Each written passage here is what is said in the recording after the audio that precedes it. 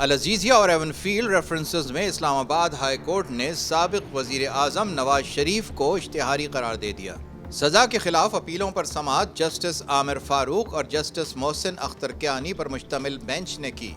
نواز شریف بذریعہ اشتہار طلبی کے باوجود پیش نہ ہوئے، جبکہ دفتر خارجہ کے ڈائریکٹر نے عدالت میں اپنا بیان قلم بند کروایا۔